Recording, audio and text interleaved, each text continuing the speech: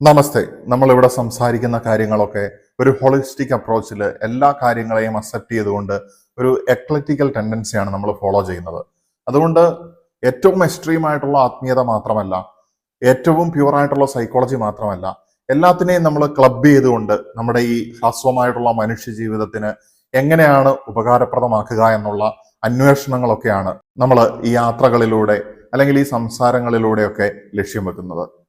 ഇന്ന് നമ്മൾ സമൂഹത്തിലേക്ക് നോക്കുകയാണെങ്കിൽ നമ്മൾ റീസെന്റ് ആയിട്ട് ഇന്നലെ പോലും വന്ന വാർത്തകൾ, ഭർത്താവ് ദേഷ്യം മൂലം ഭാര്യയെ വധിക്കുന്നു. ഇനി അത്തരത്തിലുള്ള ദാമ്പത്യ പ്രശ്നങ്ങൾ മാത്രമല്ല, ഒരുപാട് വ്യക്തികൾ സാമ്പത്തികമായിട്ടുള്ള പ്രശ്നങ്ങളുടെ ഭാഗമായിട്ടും അല്ലെങ്കിൽ ഉള്ളിൽ പക, കോപം, ക്രോധം, കലി എന്ന് പറഞ്ഞു കഴിഞ്ഞിട്ടുണ്ടെങ്കിൽ കലിയുഗത്തിനായിരിക്കുന്ന നമ്മളെ ഭരിച്ചുകൊണ്ടിരിക്കുന്നത് ഈ കലി എന്ന് പറയുന്ന ഒരു അവസ്ഥ തന്നെയാണ്. ആളുകളിൽ ദേഷ്യം വളരെ കൂടുതലാണ്. അത് ചെറിയ കുട്ടികൾ മുതൽ മുതിർന്ന ആളുകൾ വരെ നമുക്ക് അമിതമായിട്ടുള്ള ദേഷ്യം നമുക്കിന്ന് കണ്ടെത്താനായിട്ട് സാധിക്കും. ഇങ്ങനെ അമിതമായിട്ടുള്ള ദേഷ്യം ഒരു വ്യക്തിയിൽ വരാനായിട്ട് ഒരുപാട് കാരണങ്ങളുണ്ട്. ആ കാരണങ്ങളെല്ലാം ഒന്നും ഞാനിവിടെ വിശദീകരിക്കുന്നില്ല. നമ്മുടെ ലക്ഷ്യമെന്ന് പറയുന്നത് അമിതമായിട്ടുള്ള ദേഷ്യത്തിനെ നിയന്ത്രിക്കാനായിട്ട് വളരെ ലളിതമായിട്ടുള്ള രീതിയിൽ എന്തൊക്കെയാണ് നമുക്ക് ചെയ്യാനായിട്ട് കഴിയുക. ഇവിടെ ഞാനൊരു മനഃശാസ്ത്രജ്ഞൻ എന്നുള്ള രീതിയിലും സംസാരിക്കുന്നുണ്ട്, അതോടൊപ്പം തന്നെ ആത്മീയതയിലൂടെ സഞ്ചരിക്കുന്നതിന്റെ അടിസ്ഥാനത്തിലും സംസാരിക്കുന്നുണ്ട്. അതുകൊണ്ട് തന്നെ എല്ലാം ശാസ്ത്രീയമാണെന്നോ എല്ലാം തെളിയിച്ചതാണെന്നോ ഉള്ള അവകാശവാദമൊന്നുമില്ല. നമ്മൾ കേൾക്കുന്നതിൽ നിന്ന് നമുക്ക് സ്യൂട്ടബിൾ ആയിട്ട് തോന്നുന്നത് എന്താണോ അതിനെ ഫിൽട്ടർ ചെയ്തിട്ടെടുക്കുന്നു. നമ്മുടെ ജീവിതത്തിൽ അത് ഓക്കെ ആയിട്ട് തോന്നുകയാണെങ്കിൽ നമ്മളത് അപ്ലൈ ചെയ്ത് നമ്മുടെ ജീവിതത്തിന്റെ ഓരോ കടമ്പകളും കടന്നുകൊണ്ട് നമ്മൾ വിജയത്തിലൂടെ, കർമ്മയോഗയിലൂടെ നമ്മൾ ഒരു ജ്ഞാനോദയത്തിലേക്കോ അല്ലെങ്കിൽ സമാധാനത്തിലേക്കോ എത്തുക എന്നുള്ളതാണ് ആത്യന്തികമായിട്ടുള്ള നമ്മുടെ ലക്ഷ്യം എന്ന് പറയുന്നത്. പ്രധാനമായിട്ടും ആളുകൾ കോപിക്കാൻ അല്ലെങ്കിൽ ഒരു കോപാകുലമായിട്ടുള്ള സ്വഭാവത്തിലേക്ക് വരാനായിട്ട് പല റീസൺസ് ഉണ്ട് എന്നുള്ളത് പറഞ്ഞു. ചെറുപ്പകാലത്ത് ഒരു കുട്ടി ജനിക്കുന്നത് അച്ഛന്റെയും അമ്മയുടെയും ഇഷ്ടത്തോടെയല്ല, അല്ലെങ്കിൽ അച്ഛന്റെ മാത്രം ഇഷ്ടം അമ്മയ്ക്ക് ഇഷ്ടമല്ല, അല്ലെങ്കിൽ അമ്മയ്ക്ക് ഇഷ്ടം അച്ഛന് ഇഷ്ടമല്ല. ഇങ്ങനെയുള്ള പല അവസ്ഥകളിൽ വരുന്ന സമയത്ത് അവരുടെ പേരന്റിങ്ങിൽ, ഇവരുടെ പ്രവർത്തനങ്ങളിൽ അത് റിഫ്ലക്ട് ചെയ്യുന്നുള്ളതാണ്. അത് തീർച്ചയായിട്ടും ഈ കുട്ടിയുടെ മാനസികമായിട്ടുള്ള വളർച്ചയെ ഉറപ്പായിട്ടും ബാധിക്കും എന്നുള്ളത് ശാസ്ത്രീയമായിട്ട് തെളിയിക്കപ്പെട്ടിട്ടുള്ള കാര്യം തന്നെയാണ്.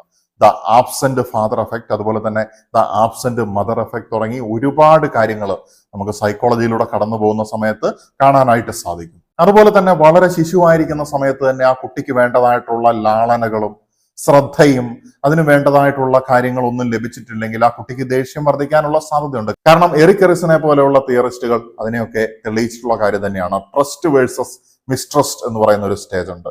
അതായത് കുട്ടിക്ക് വിശ്വാസം കിട്ടിയില്ലെങ്കിൽ, കുട്ടിക്ക് പാൽ ആവശ്യമുള്ളപ്പോൾ അത് കരയുന്ന സമയത്ത് അത് ലഭിച്ചിട്ടില്ല എന്നുണ്ടെങ്കിൽ തീർച്ചയായിട്ടും ആ കുട്ടിക്ക് അവിടെ ഒരു മിസ്ട്രസ്റ്റ് ഉണ്ടാകുകയാണ്. കുട്ടി വളർന്നു വരുമ്പോൾ ചിലപ്പം ആ കുട്ടിയുടെ സ്വഭാവത്തിൽ അതിന്റെ റിഫ്ലക്ഷൻസ് ഉണ്ടാകാനായിട്ടുള്ള സാധ്യതയുണ്ട്.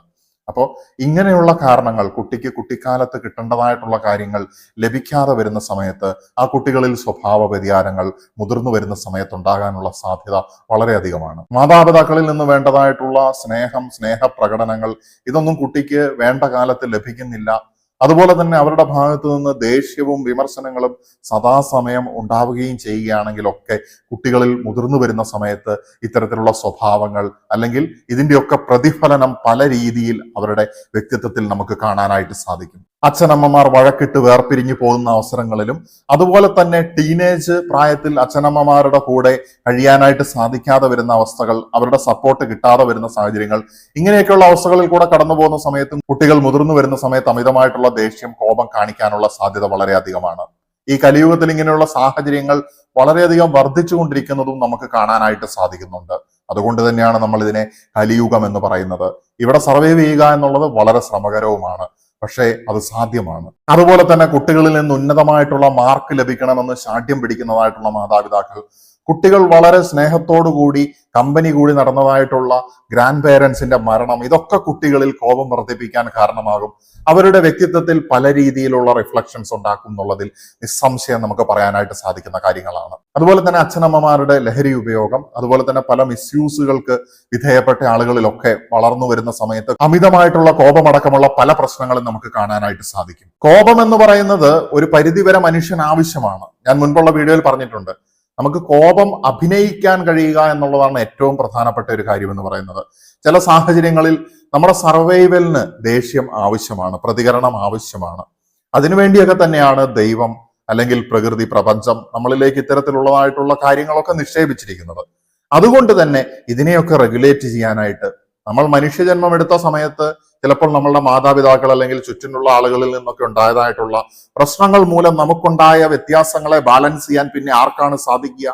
മനുഷ്യനായിട്ട് പറഞ്ഞവർക്ക് സാധിക്കുന്നില്ലെങ്കിൽ തീർച്ചയായിട്ടും പ്രകൃതിക്ക് സാധിക്കും എന്നുള്ളതാണ്. പ്രകൃതിയിൽ തന്നെ നമുക്ക് അച്ഛനമ്മമാരുണ്ട്, മാതാപിതാക്കൾ അല്ലെങ്കിൽ ഗ്രാൻഡ് പേരൻസ് നഷ്ടപ്പെട്ടവരാണെങ്കിൽ പോലും നമുക്ക് ഒരിക്കലും നഷ്ടപ്പെടാത്തതായിട്ടുള്ള പിതാവാണ് സൂര്യൻ, സൂര്യദേവൻ അല്ലെങ്കിൽ വെളിച്ചം എന്ന് പറയുന്നത്. അതുപോലെ തന്നെ നമുക്ക് ഒരിക്കലും നഷ്ടപ്പെടാത്തതായിട്ടുള്ള മാതാവാണ് ഭൂമി, ഭൂമിദേവി, ഭൂമിയുടെ ഓംകാര ശബ്ദത്തിലുള്ള വൈബ്രേഷൻ അല്ലെങ്കിൽ അമ്മ എന്ന് പറയുന്ന ആ ഒരവസ്ഥ. അച്ഛന്റെ വാക്ക് സത്യസ്വരമാകുന്ന സമയത്ത് അമ്മയുടെ വാക്ക് ന്യായ വെളിച്ചമാകേണ്ടിയിരിക്കുന്നു. അച്ഛനിൽ നിന്നുള്ള ദൈവപ്രകാശം ആന്തരിക ഉൾക്കാഴ്ച നൽകുകയും അത് മനഃശക്തിയിൽ പരിണമിക്കുകയും ചെയ്യുന്നു. അമ്മയിൽ നിന്നുള്ള ദൈവീകാനാമൃതം അന്തർജ്ഞാനത്തിലും അത് പിന്നീട് ശരീരത്തിന്റെയും മനസ്സിന്റെയും ഊർജത്തിൽ പരിണമിക്കുന്നു. ഇങ്ങനെ ആയിരിക്കുന്ന അവസ്ഥയിൽ നമുക്ക് ഏറ്റവും നല്ല ഹീലർ എന്ന് പറയുന്നത് പ്രകൃതി തന്നെയാണ്. നമ്മുടെ ശരീരത്തിൽ ഒരു മുറിവുണ്ടായാൽ അതൊരു പരിധിവരെ പ്രശ്നമില്ലാത്തതാണെങ്കിൽ തനിയെ ഹീൽ ചെയ്യും. നമ്മൾ ആശുപത്രിയിൽ പോയി ചികിത്സ എടുത്താലും ശരീരം, the body heels it self എന്നുള്ളതാണ്. നമ്മുടെ ശരീരത്തിന് ആ ഒരു സ്വഭാവം ഉണ്ടായിരിക്കുന്ന അവസ്ഥയിൽ തന്നെ നമ്മുടെ മനസ്സിനും തീർച്ചയായിട്ടും അത്തരത്തിലുള്ള ശേഷിയുണ്ട് എന്നുള്ളത് മനസ്സിലാക്കണം. അപ്പൊ ഇവിടെ ആരാണ് അൾട്ടിമേറ്റ് ആയിട്ടുള്ള ഹീലർ എന്ന് ചോദിച്ചു കഴിഞ്ഞാൽ, ഹീലർ എന്ന് പറയുന്നത്, ഏറ്റവും ശക്തനായിട്ടുള്ള വൈദ്യൻ എന്ന് പറയുന്നത് സമയമാണ്, പ്രകൃതിയാണ്. അതുപോലെ തന്നെ ഈ പ്രപഞ്ചമാണ് നമുക്ക് എല്ലാം ബാലൻസ് ചെയ്തു തരുന്നത്. നമ്മൾ അതിനോട് കൂടുതൽ അടുക്കുക എന്നുള്ളത് തന്നെയാണ് ഒന്നാമത്തെ ഇതിന്റെ പരിഹാരം എന്ന് പറയുന്നത്.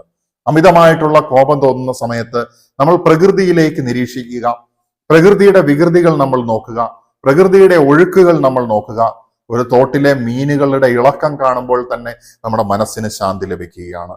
നഗ്നപാദങ്ങൾ കൊണ്ട് ഒരു പാറയിൽ ഇരുന്നു കൊണ്ട് വെള്ളത്തിലേക്ക് കാലിറക്കി വെക്കുന്ന സമയത്ത്, ചെറിയ മത്സ്യങ്ങൾ വന്ന് ഇക്കിളിപ്പെടുത്തുന്ന സമയത്ത് നമ്മുടെ കോപത്തിനെ ശമിപ്പിക്കാനായിട്ട് അതിന് സാധിക്കുകയാണ്. പക്ഷികളുടെ ശബ്ദം വളരെയധികം ഹീലിംഗ് നമുക്ക് തരുന്നതായിട്ടുള്ള ഒരു കാര്യമാണ്. അതിനെ ഇഷ്ടപ്പെടാത്ത ആളുകൾ വളരെ വിരളമാണ് എന്നുള്ളതാണ്. അതുപോലെ തന്നെ ചിത്രശലഭങ്ങൾ, മരങ്ങളുടെ ഇലകൾ, ആ ഇലകൾക്കിടയിലൂടെ വരുന്നതായിട്ടുള്ള വെളിച്ചം തുടങ്ങിയിട്ടുള്ള പ്രകൃതിയിലെ ഓരോ ചെറുതും വലുതുമായിട്ടുള്ള പ്രതിഭാസങ്ങൾ, ഒരു കാട്ടുകൊമ്പന്റെ നടപ്പ് മുതൽ ഒരു ചെറിയ ഉറുമ്പിന്റെ സഞ്ചാരം വരെ നമുക്ക് തീർച്ചയായിട്ടും നമ്മുടെ അറ്റൻഷനെ ഡൈവേർട്ട് ചെയ്യാൻ സഹായിക്കും എന്നുള്ളതാണ്. നമുക്ക് മറ്റുള്ള ആൾക്കാരോട് പക അല്ലെങ്കിൽ ദേഷ്യം, വൈരാഗ്യം ഇങ്ങനെയുള്ള സാധനങ്ങളൊക്കെ മനസ്സിൽ തോന്നുന്ന സമയത്ത് പ്രകൃതിയിലെ ഈ സുഹൃത്തുക്കളെ, സഹജീവികളെ അല്ലെങ്കിൽ പ്രകൃതിയുടെ തന്നെ ഭാഗമായിരിക്കുന്ന അവസ്ഥകളെ നിരീക്ഷിക്കുകയും അതുമായിട്ട് നമ്മൾ ഇഴുകിച്ചേരുകയും ചെയ്യുന്ന സമയത്ത് നമ്മുടെ കോപം ശമിച്ചു പോകുന്നത് കാണാനായിട്ട് സാധിക്കും. അതുപോലെ തന്നെ സൂര്യോദയങ്ങളും സൂര്യാസ്തമയങ്ങളും നോക്കി നിൽക്കുന്നത് നമുക്ക് കോപം ശമിപ്പിക്കാനായിട്ട് നമ്മളെ സഹായിക്കുന്ന കാര്യമാണ്. കടലിനെ നോക്കി നിൽക്കുന്നത് നമ്മുടെ കോപത്തെ ശമിപ്പിക്കുന്നു. നഗ്നപാദത്തിൽ മണ്ണിലൂടെ നടക്കുന്നത് നമ്മുടെ കോപത്തെ ശമിപ്പിക്കുന്നു. തീർച്ചയായിട്ടും നമുക്ക് പ്രാക്ടിക്കലായിട്ട് ചെയ്യാൻ പറ്റിയ ഒരു കാര്യമാണ് സൈക്ലിംഗ് എന്ന് പറയുന്നത്. സൈക്കിൾ എടുത്തുകൊണ്ട് നമ്മൾ ഇളം വെയിലിലോ അല്ലെങ്കിൽ അതിന് അനുസൃതമായിട്ടുള്ള കാലാവസ്ഥയിൽ നമ്മുടെ സഞ്ചാരങ്ങൾ നടത്തുന്ന സമയത്ത് നമ്മളുടെ ശരീരത്തിനും മനസ്സിനുമൊക്കെ ഒരുപാട് ഹീലിംഗ് നടക്കുന്നു. അത് കൂടുതൽ ശക്തിപ്പെടുന്നതും നമുക്ക് അനുഭവിച്ചറിയുവാനായിട്ട് സാധിക്കും. അതുപോലെ തന്നെ ചെറിയ കുട്ടികളുടെ സാന്നിധ്യം, ചെറിയ പിഞ്ചു കുഞ്ഞുങ്ങളെ കളിപ്പിക്കുകയും അവരെ കുളിപ്പിക്കുകയും അവരെ ശുശ്രൂഷിക്കുകയും ചെയ്യുന്ന സമയത്ത്, അവരുമായിട്ട് ഇന്ററാക്ഷൻ ചെയ്യുന്ന സമയത്ത് നിങ്ങൾക്ക് ദർശിക്കാനായിട്ട് സാധിക്കും. അവരുടെ മുത്തശ്ശിമാരിലും മറ്റും പ്രായം കുറയുന്നത് പോലെ ഊർജം വർദ്ധിച്ചു വരുന്നത് കാണാനായിട്ട് സാധിക്കും. 3 വയസ്സൊക്കെ ആകുന്ന സമയത്ത് മറ്റുള്ളവരെ ഉപദ്രവിക്കാതിരിക്കുന്നതിന്റെ മഹത്വം പറഞ്ഞു കൊടുക്കുന്ന സമയത്ത്, അല്ലെങ്കിൽ എങ്ങനെയാണ് മറ്റുള്ളവരോട് സ്നേഹം, സഹാനുഭൂതി, അനുകമ്പ ഇതൊക്കെ കാണിക്കുന്നത് എങ്ങനെയാണ് എന്ന് ചെറുപ്രായത്തിൽ തന്നെ അവരെ പഠിപ്പിക്കുന്ന സമയത്ത് ഭാവിയിലുള്ള തലമുറയിലേക്കും ഇന്നത്തെ ഗ്രാൻഡ് പേരൻസ് വെളിച്ചം വീശുകയാണ്. കുട്ടികളുമായിട്ടുള്ള ഇന്ററാക്ഷൻ നമ്മളുടെ കോപത്തിനെ ശമിപ്പിക്കും എന്നുള്ളതാണ് ചുരുക്കത്തിൽ പറയാനായിട്ട് ഉദ്ദേശിക്കുന്നത്. അതുപോലെ തന്നെ ഒരു സംഗീതം കേൾക്കുന്നതോ അല്ലെങ്കിൽ ഇഷ്ടപ്പെട്ട രീതിയിലുള്ള ഒരു സിനിമ കാണുന്നതോ അല്ലെങ്കിൽ ഇഷ്ടപ്പെട്ട രീതിയിലുള്ള പ്രകൃതിയുമായിട്ട് ബന്ധപ്പെട്ട ഒരു ഡോക്യുമെന്ററി കാണുന്നതോ ഒക്കെ നമ്മുടെ അറ്റൻഷനെ ഡൈവേർട്ട് ചെയ്തിട്ട് നമ്മുടെ കോപത്തിനെ കുറയ്ക്കാനായിട്ട് സഹായിക്കും. കോപത്തിലായിരിക്കുന്ന കുട്ടികളെ സ്നേഹിക്കുന്ന വ്യക്തികൾ തലോടുകയും അവരുടെ പുറത്ത് തലോടി കൊടുക്കുകയും അവരുടെ തോളത്ത് തട്ടുകയും അവരുടെ തലയിൽ കൈവച്ച് തലോടി കൊടുക്കുകയും ചെയ്യുന്ന സമയത്ത് അവരുടെ കോപം ശമിക്കുന്നത് നിങ്ങൾക്ക് കാണുവാനായിട്ട് സാധിക്കും. സ്നേഹത്തിന്റെ പ്രകടനം കോപത്തെ ശമിപ്പിക്കും. എന്നാൽ അതേസമയം ഏതെങ്കിലും വ്യക്തിയോടുള്ള അമിതമായിട്ടുള്ള സ്നേഹം മറ്റുള്ളവരിലേക്കുള്ള ആക്രമണമായിട്ട് മാറുന്ന സമയത്ത് അതൊരു രോഗാതുരമായിട്ടുള്ള സ്നേഹമായിട്ട് മാറുകയാണ്. സ്നേഹത്തിനും അസുഖം ബാധിക്കും എന്ന് പറയേണ്ടി വരും.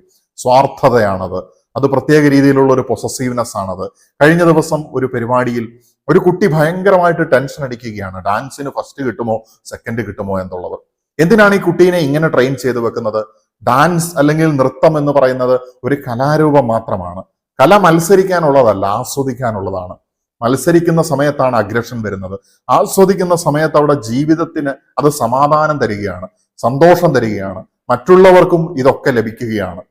അപ്പൊ അങ്ങനെ ആയിരിക്കുന്ന അവസരത്തിൽ ഏറ്റവും നല്ല രീതിയിൽ പെർഫോം ചെയ്തിട്ടും ഇനി മാർക്ക് കിട്ടിയിട്ടില്ല എന്നുണ്ടെങ്കിൽ എന്തിനാണ് നമ്മൾ ഇത്ര അഗ്രസീവ് ആകുന്നത്? ചില മാതാപിതാക്കളൊക്കെ വളരെയധികം ബഹളം വെക്കുകയും ആക്രോശിക്കുകയും ചെയ്യുന്നത് കാണാനായിട്ട് സാധിക്കും.